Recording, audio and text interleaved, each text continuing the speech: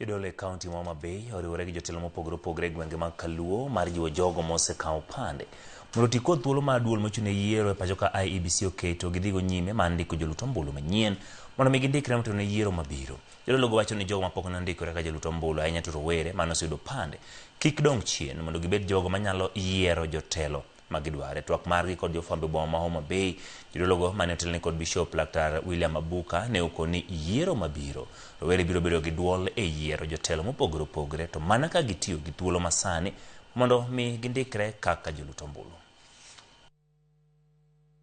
Muma okonwa ni ka lwenyo wuok e kind owete to ombulu ema tegogi, ok beti, ok kidi, ok ayany, ok pimruok e ratil. Emomiyo wadwa ni wakwa to moloyo rawechewa mapok nokawo ombulu kata mapok nokawo kipande mondo giwuog oko ka joka Nyarata.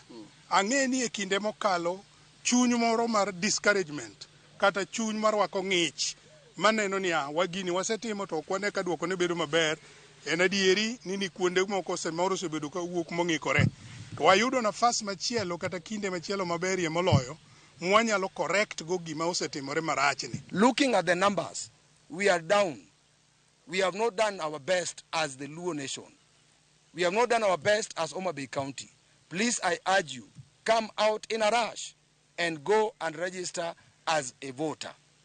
And also as a church, we are now coming out and speak about this on our altars.